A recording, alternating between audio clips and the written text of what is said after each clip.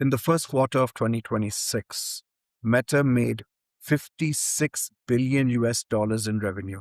Let me say that again so that it registers with you. $6 billion in the first 3 months of 2026. Trust me, that is not a company in trouble. That is a company swimming in profits. That is one of the most profitable quarters in the history of the internet. That's record revenue, record profit margins. Their stock was up. Their investors were extremely happy. Mark Zuckerberg himself was on top of the world. And on May 20th, 2026, he fired 8,000 people. Now, I want you to let that sink in. A huge profit followed by firings. That's not right, is it? That's not how things work, right? Here is what most people in the workforce believe. If their company is doing well, they're probably safe. In fact, they should be getting huge bonuses by the end of this year. They believe that if they are performing, they are extremely safe. They believe that the cuts fall on struggling companies, the ones that are missing their numbers, the ones that are running out of cash. Meta just obliterated that belief. And if it can happen there, I need you to understand it can happen at your organization too. And it may be happening right now in ways you are really not aware or you're really not seeing it yet. This episode is about teaching you how to see it, how to know if your company could be doing the same as what Meta just did to their employees. Welcome to Future Ready with Bryce Barrows. I'm Bryce. Let's get into it.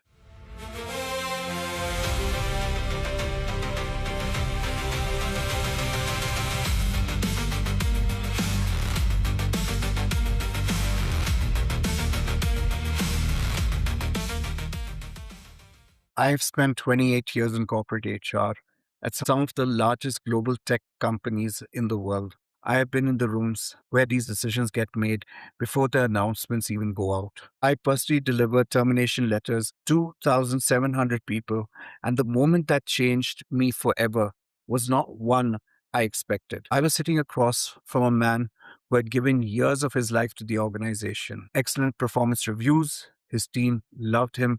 His division was profitable. He was not on anyone's watch list. And I was handing him a letter because a decision had been made at the head office 2 months earlier that had nothing to do with his performance and everything to do with a cost reduction model run in some CFO's office he had never been invited to.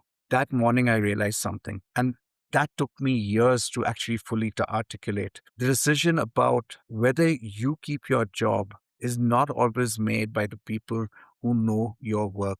In fact, it is often made by people who have never met you, who are looking at a spreadsheet, running a calculation about whether your function can be delivered at a lower cost by a different means. 20 years ago, that different meant outsourcing or offshore labor. Today, it is AI. The scale is different, the speed is different, but the CFO calculations are still the same. Today, I'm going to teach you how to read the signals that show up before the announcement. I'm going to give you a new way of thinking about your safety at work that has nothing to do with your performance reviews and hand you a 3-question test that will tell you more about your actual job security than anything your manager has said to you in the last 12 months.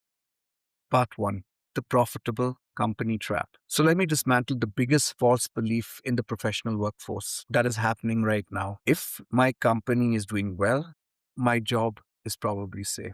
That belief made complete sense in every economic cycle before this one. Layoffs were a symptom of failure. Struggling company equals job risk.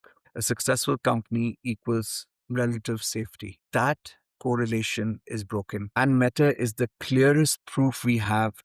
Here is the actual math Mark Zuckerberg ran. Meta made 56 billion in one quarter. They have invested 145 billion in AI infrastructure this year alone. Cutting 8,000 employees saves them roughly 7 to 8 billion US dollars per year. That saving does not go into a crisis fund. It in fact goes directly into funding the AI build out. They did not fire 8,000 people because they could not afford them. They fired 8,000 people to pay for the machine that will do more work than those 8,000 employees can. That is a completely different equation from anything the workforce has seen before. Now, here's why this matters beyond Meta. You see, every CFO at every large organization is watching Meta's quarterly reports and running the same math quickly in their own spreadsheets. The question is no longer, are we struggling? The question is, what is the cost of our human headcount versus what AI can deliver? And at what point does the swap make financial sense? If you are waiting for your company to start struggling before you take this seriously, you are already behind. The cuts are not coming because the company is losing. The cuts are coming because the company is winning and they want to win even more. That is the profitable company trap, the most dangerous blind spot in the workforce today. So here's the counter argument and why it is the most dangerous thing that you could believe right now. Now, before I go further, I need to address a headline that looked like good news for workers just this last week. Because if you walk away thinking what most people think, you are going to make a costly mistake. Here is the headline. Uber burnt through its entire 2026 AI budget in 4 months. Microsoft canceled most of its internal AI coding licenses. AI is too expensive. Maybe jobs are safe after all. I need you to hear me carefully. This is the most dangerous conclusion that you could draw from that story. Here are the actual Uber numbers. I have come to think of things this way, and you should do the same. Always follow the data because the data is what tells the truth. When Uber deployed AI coding tools in December 2025, 32% of their engineers were using it. By April 2026, that number was 84%. 95% of Uber's engineers now use AI tools every single month. And 70% of all committed code at Uber is now being written by AI. 70% is being written by AI at one of the largest technology companies in the world. So when Uber's CTO says they burn through their budget, what does that actually mean? It means the technology worked so well, so fast, that adoption exploded beyond what they had budgeted for. That is not a failure story. That is the most successful technology rollout in Uber's engineering history. The problem is not that AI does not work. The problem is that AI is working too well. Now, ask the obvious follow-up question. If 70% of Uber's code is already written by AI, how many junior developers do they hire next year? The budget tool is a one-time planning problem. The headcount reduction that follows is a permanent one. As for Microsoft, yes, they canceled Claude Code licenses in one division. You know what they did not do? They did not hire back engineers to replace the AI. They did not reverse direction. Instead, they changed the vendor strategy. Those are completely different things. When a technology proves itself valuable, but the pricing model is unsustainable, companies do not abandon it. Instead, they cap it.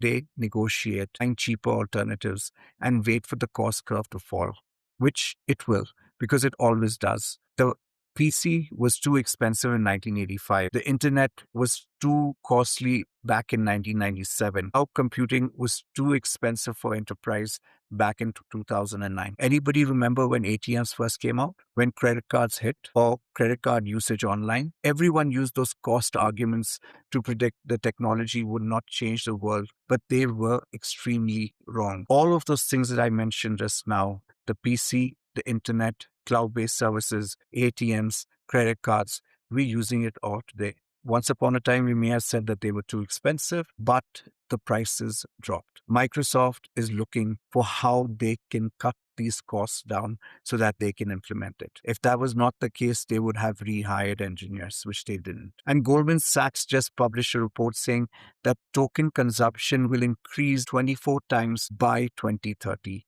They are not predicting less AI. They are predicting exponentially more AI as costs fall and deployment scales. The Uber story is not evidence that AI is too expensive to replace workers. It is evident that AI adoption is moving so fast that finance departments cannot plan for it. Those are opposite conclusions. One last thing to prove my point. If AI was so expensive, why did Uber, which had claimed a week earlier that AI was too expensive, just fire 23% of its HR department yesterday, June 3rd, 2026? The firers just got fired. A lot of my HR friends are going to hate me for what I just said. Do not use a cost story to build a comfort story. That is not what the data is saying. The billion-dollar reversal. What the people building AI say in public and do in private. Now, let me deal with comfort story number 2. The statements from Sam Altman, Jensen Huang, and Dario Mode. You may have seen the headlines. Sam Altman, the CEO of OpenAI, went on record in May 2026 saying he was delighted to be wrong about AI's impact on jobs. No job apocalypse. He does not think the AI driven unemployment people feared will actually happen. Dario Mode, the CEO of Anthropic, who previously said AI could eliminate 50% of white collar jobs, is now saying AI is not a destroyer of jobs, but a multiplier of output. And then Jensen Huang has been saying for over a year, you are not going to lose your job to an AI. You are going to lose your job to someone who knows how to use AI. Let me tell you what I actually think, because you deserve a straightforward answer. When it comes to Sam Altman, in 2023, in an interview with The Atlantic, he said, and I'm quoting here, jobs are definitely going to go away. Full stop. Those were his words. 2023, jobs are definitely going away. Now, in 2026, he says he's delighted to be wrong. Now, here's the detail. Fortune magazine reported that I want every single one of you listening to burn into your memory. Altman made that reversal, that sudden discovery that he had been wrong all along, 4 days. 4 days after OpenAI filed their paperwork for $1 trillion IPO. Read between the lines. If you are taking a company public at an 850 billion US dollar valuation, last thing you can do or afford is for regulatory bodies, petition unions, and the public to connect your IPO with mass unemployment. You cannot ring the bell at the stock exchange while millions of people are linking your product to the worst job market of their lives. So you tell a different story and you time it carefully. This is corporate spin at its best. Say something and do something else. You see, CEOs are trained for this. Trust me, we at HRs were the ones who arranged such trainings.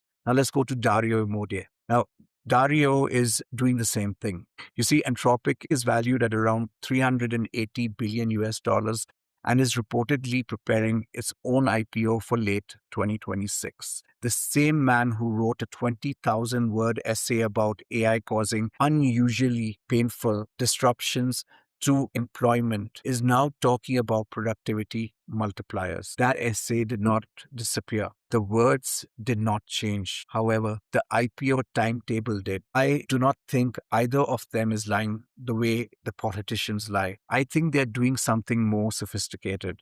They're choosing which part of the truth to emphasize on, depending on who is in the room and what is at stake financially. But you should know that is what you are hearing when you see these. Now let's go on to Jensen Huang. This is a different case and I want to treat it differently. Jensen sells chips. NVIDIA makes GPUs that power every AI system on this planet. His financial interest is in every company deploying as much AI as possible so that they buy more hardware. When he says you will not lose your job to AI, he is making the case for AI adoption, not against job disruptions. But here is what I want you to notice. His statement is not actually reassuring if you think it true. If you lose your job to someone who uses AI better than you do, you still lose your job. The mechanism is different. The outcome is still the same. Jensen's message is actually the most honest of the three, and it is 100% aligned with what I have been telling you on this podcast. The dividing line is not human versus AI. It is people who learn to work with AI versus people who do not. He just says it in a way that sounds less threatening while selling 50,000 US dollar graphic units to the companies automating your function. So here's my verdict. When Altman and Amode tell you there is no job apocalypse, look at what their products are doing right now. Anthropic's Claude is running inside Goldman Sachs, handling trade accounting and reconciliation today. Open AI agents are deploying in enterprise customers services and legal document reviews right now. Watch what technology does, not what the CEO says 4 days after filing for an IPO. Jensen says you will not lose your job to AI. Hear the full sentence. You will lose it to someone who uses AI. That is not comfort. That is a call to action. Part 2. The Cloudflare Formula. How to read the signal at your own organizations. So let's talk about why I made this podcast episode. How can you identify today if you could lose your job? I want to give you something specific, a way to read what is actually happening at your organization before anyone announces anything. I'm calling it the Cloudflare Formula. Why the Cloudflare Formula? Let me explain. In May 2026, Cloudflare cut over 1,100 jobs, which was about 20% of their entire workforce. But here is the detail most of the coverage missed. In the 3 months before those cuts happened, Cloudflare internal AI usage had increased by more than 600%. 600% in a single quarter. The sequence is not a coincidence. It is a formula. When a company aggressively rolls out AI tools and adoption rises fast, two things happen. First, productivity per employee goes up. Second, the productivity data gets captured. Finance can now see with numbers that the same volume of work is being delivered with dramatically less human effort. The question then shifts from should we invest in AI to how many fewer people do we need now? So here's what I want you to watch at your organization. Don't listen to the official announcements. Remember, CEOs are smooth operators. They know how to sugarcoat the actual reality. That is their job. It is to ensure that the company operations move smoothly. And it is their job to say whatever they have to in order to make sure things move smoothly. They will never tell you the truth in advance because that becomes a PR and HR nightmare. Watch the behavior, watch whether your company is rolling out AI tools and measure the adoption. Watch whether your team is being asked to use AI assisted platforms for work you used to do manually. Watch whether metrics are coming up in department reviews in ways that were not done 6 months ago. In almost every case, the headcount reduction follows the adoption curve with a lag of 1 to 2 quarters. The company needs time to capture the data, to build the business case, and also to run it past the board. You are not going to get a warning memo. You are going to see the signals in the behavior. Watch the behavior. If AI adoption in your organization has gone up significantly in the last 2 quarters and the efficiency conversations are getting louder, you are in that lag window. Use it. That is your runway. Once it is gone, it's gone. You won't have a recovery and your job will be on the line. Part 3. The entry-level collapse. Why mid-career people are making a fatal mistake. Here is a number that has not gotten the attention it deserves. Entry-level jobs in the United States have fallen 35% in the last 18 months. That's not a small amount, 35%. That is a structural collapse, not an economic fluctuation. If you are 35 years old, 42 or 52, your first instinct might be to think that this is not your problem. You have experience, you have relationships and institutional knowledge. You are not competing for entry-level jobs anymore. You see, that is the fatal mistake. And here is why. Entry-level roles are the input mechanism for the entire professional pipeline. A junior analyst spends 3 years learning the organization, building relationships, developing skills, and of course, getting promoted to a mid-level position. When that mid-level person that has to move up, so a new junior gets hired to fill the gap, the whole system moves upwards together. Now, remove the junior analyst, not at one company, but at thousands of companies simultaneously. The entire bottom of the pipeline is gone. What happens next? Mid-level roles stop being filled because no one is coming up the ladder. Senior roles start consolidating because there are fewer mid-level people to manage. The whole pyramid gets compressed because age 22 to 25 in AI exposed roles have already seen a 16% employment drop compared to peers in less exposed roles. Big tech entry level hiring is down roughly 50% from pre pandemic levels. I have watched graduating classes boo speakers at their own convocation ceremonies because they cannot find jobs in the fields they studied 4 years to enter.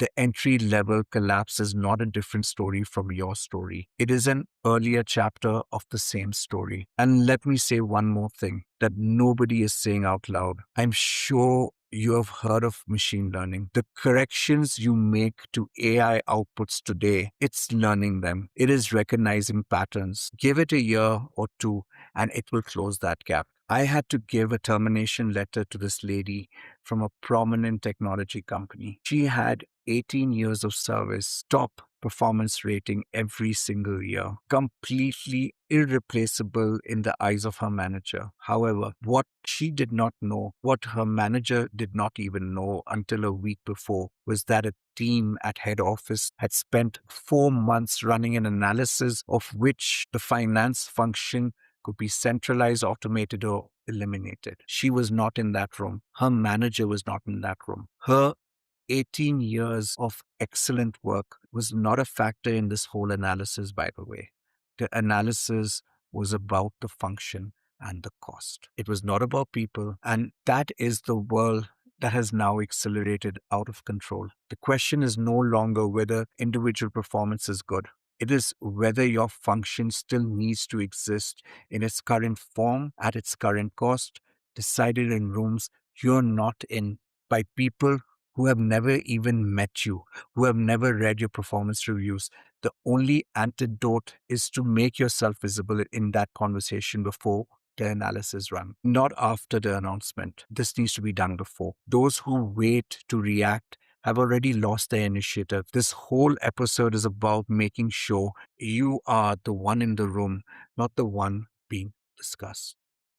Part 4, the irreplaceability test. 3 questions could tell you the truth. This is important. I want to give you a new framework, something that goes deeper than anything I've shared with you before.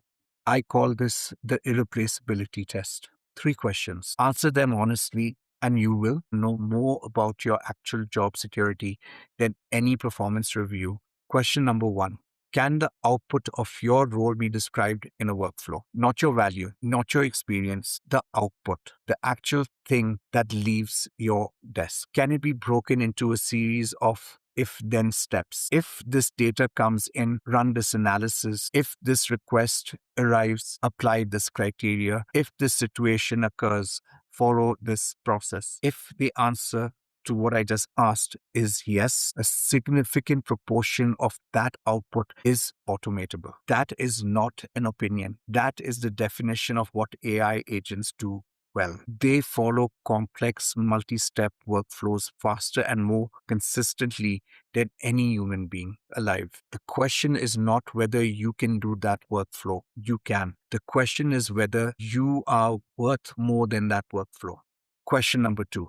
Is there a version of your role that no AI can inhibit? Not better than you at a specific task. I am asking you about a version of your role, a set of responsibilities that require you to be in the room, to have the relationship, to carry the context, to make the call, to take the accountability. Version the organization cannot run on AI because someone has to own the judgment and carry the risk. If you cannot describe that version, you are in danger. If you can describe it but are not doing it yet, move towards it now. If you are already there, make sure the people making decisions can see it happen, because irreplaceable work is often invisible. The analyst who runs the report is visible. The person who sits in the room and tells the senior leadership, that the report conclusion is wrong and who is trusted enough to be heard. Harder to see on a spreadsheet,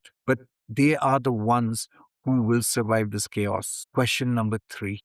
If your organization automated 60% of what you do, is the remaining 40% enough to justify your cost? This is a question that every CFO will ask. I am asking you to ask it first before your CEO asks that. In some roles, that 40% is absolutely worth the cost. It is the judgment, the relationships, the creativity, the cross functional navigation that the organization genuinely cannot function without. In other roles, the remaining 40% is residual work that could be absorbed by another person or function without much difficulty. If your honest answer is closer to the second scenario, you have work to do, not to panic, to reposition yourself. That is what the next section is all about. Section 5. What to actually do. The blueprint upgraded. The 4-pillar blueprint is my backbone and I'm keeping it. But today I'm going to give you new material. New material in each pillar that I have not shared in previous episodes. Pillar 1, the cognitive audit. Now, with a 4th column. Do the 3-column exercise, which I've been doing with you guys. So the first one is official job description. Do what you actually do. What a machine could do. If you're not aware of this, please watch episode 8 for the full rundown of the blueprint. But this week, I'm adding a 4th column. What would I have to do differently starting this week to shift my role towards irreplaceability? This is your 4th column. This cannot be done in theory. It has to be done specifically by function, by deliverables, and by relationship. Let me give you an example. If you are a financial analyst and column 3 contains report generation, reconciliation, and variance analysis. And yes, AI is doing all of that right now.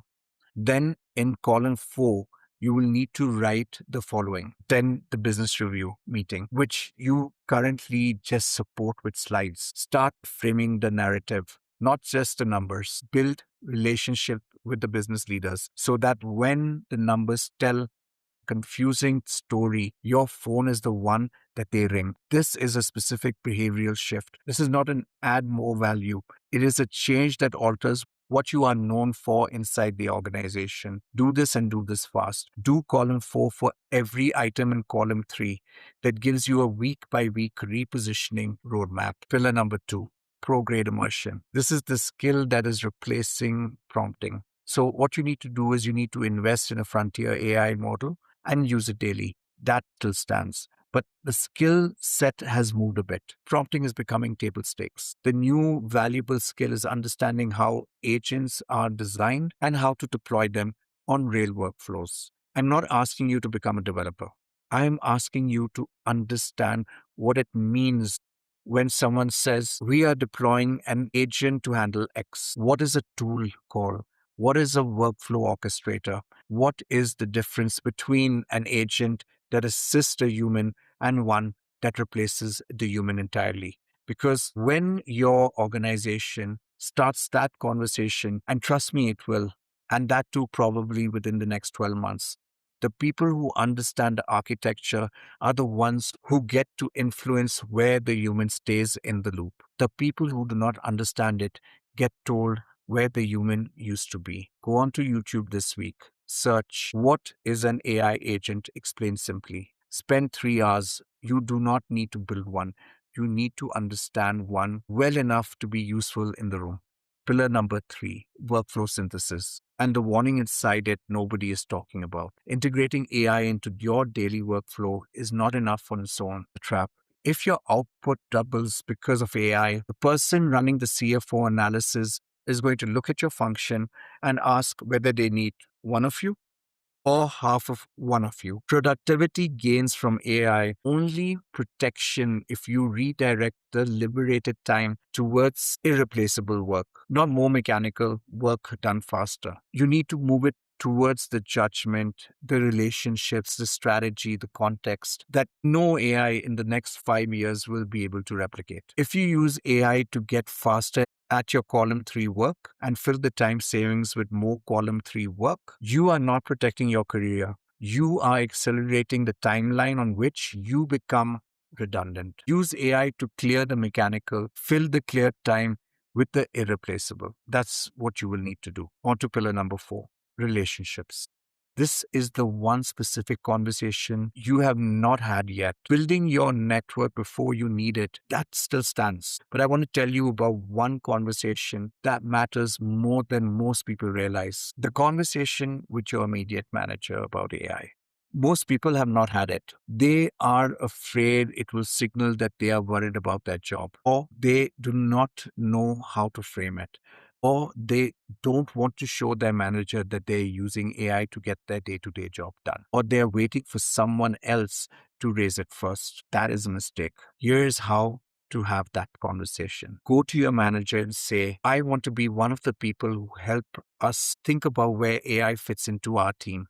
I have been learning about it independently, and I think there is an opportunity for us to do this better than other teams. Can we carve out some time to work through it together? That sentence does 3 things. It signals that you're a learner willing to build the new way, not a knower protecting the old one. It puts you in the conversation about where the human stays in the loop. Lastly, it creates a visible record of your initiative before any restructuring discussions start. That conversation is worth more than 100 LinkedIn posts. Go have it today.